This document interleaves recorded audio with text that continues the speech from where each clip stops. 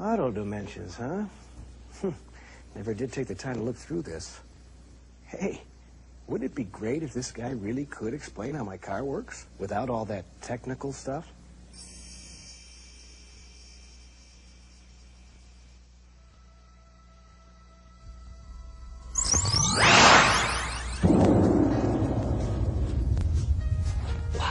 Wow, that was incredible.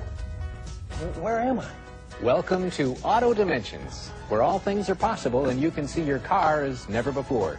As your guide, I'll do my best to help you to understand your car's systems.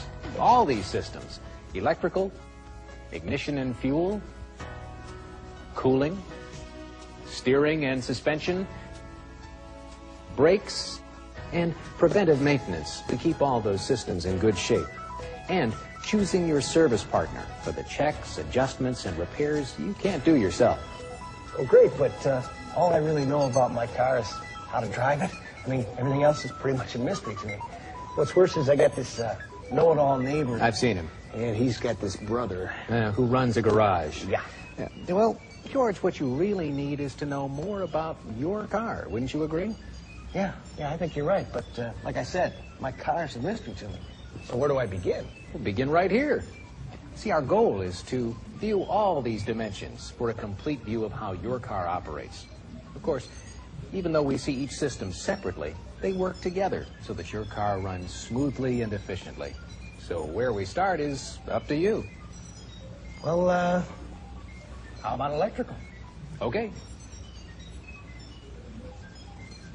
The electrical system. It generates and harnesses electrical energy, electricity needed to run the engine, and much more.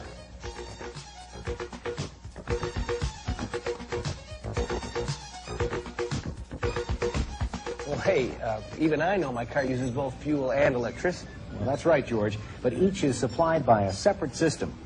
Let's take a closer look at just the electrical system.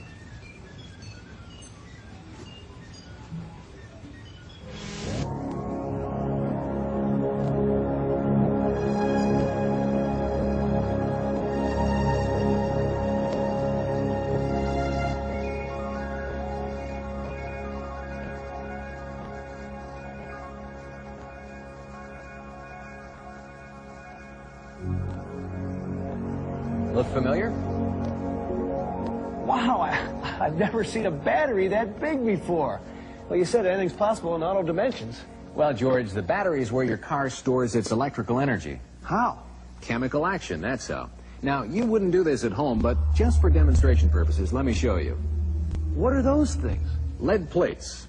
Lead makes electricity? Not by itself, George. We need two other ingredients: water and sulfuric acid, which is a powerful acid and can cause serious burns if it touches the skin. This mixture of water and acid is called electrolyte. It chemically reacts with the lead plates to create... Hey, electricity. All right, but what happens with this liquid, this electro... you can just call it battery fluid, George. Okay, what happens if the battery fluid leaks out or evaporates? Then what? Well, then no more electric power. Fortunately, most car batteries today don't need periodic refilling like older ones. But it's a good idea to have your battery checked when you take your car in for service. That makes sense. But doesn't it get weaker as the electricity gets used by the car? Uh-huh. As electric current flows out, the battery gets weaker. Well, then what keeps the battery from getting too weak to be any good? Well, as the engine runs, the electrical system puts energy back into the battery. To do that, the system uses another basic component called the alternator. Come on.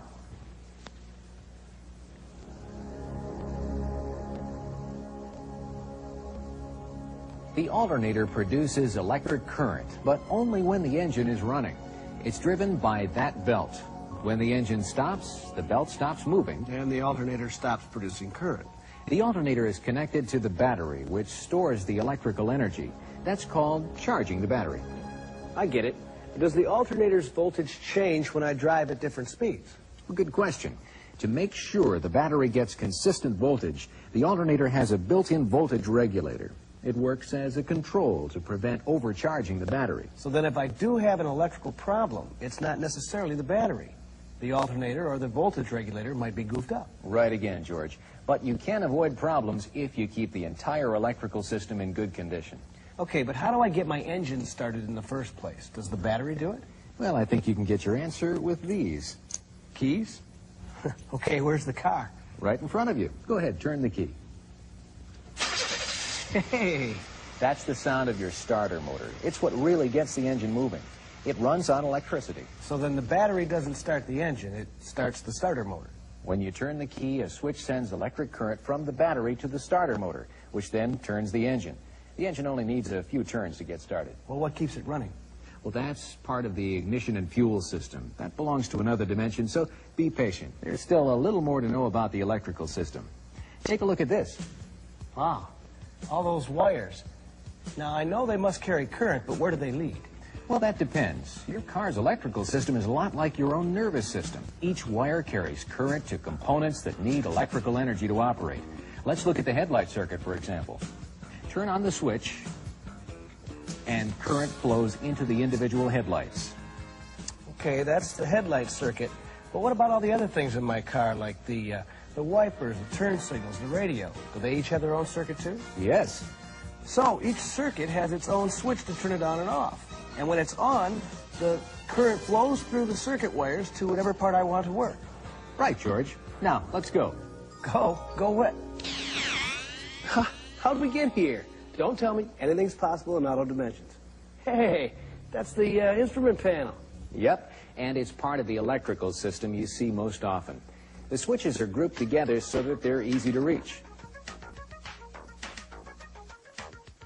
Let me show you how much your car relies on its electrical system. The electrical system also has warning lights to tell you about the engine temperature, oil pressure, and battery charging. Speaking of warnings, let me show you something important. Well, what's that on the battery? That's corrosion, George. It's something like rust, and it can lead to problems in current flow. Corroded connections can cause lights and other electrical equipment to behave intermittently or even fail.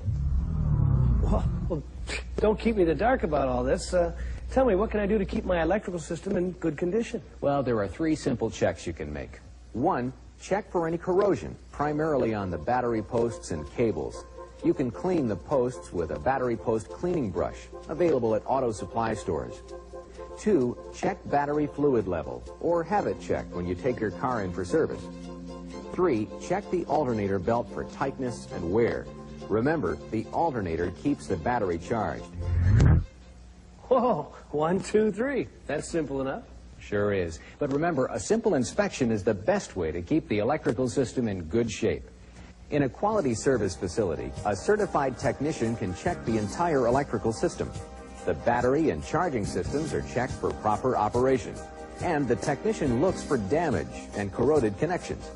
Sometimes even the battery's platform gets corroded. So the technician makes sure the battery is secure, not wobbling around. Various belts are checked for loose, worn, or cracked conditions. Wiring is inspected and tested for proper current flow.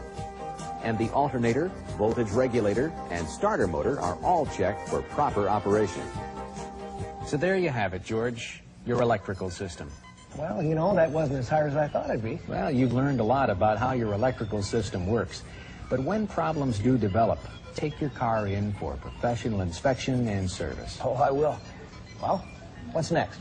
How about your ignition and fuel system?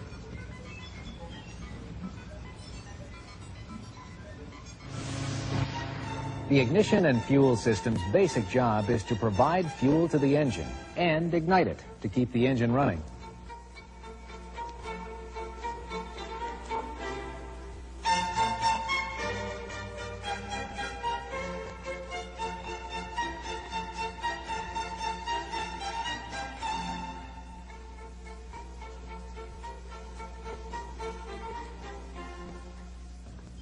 Sounds complicated. Well, not if we take it one step at a time. Ready? Lead on. Here's a good place to start. Okay, now I know I have to turn the key to start the engine. And the ignition and fuel system keeps the engine running. To do that takes 3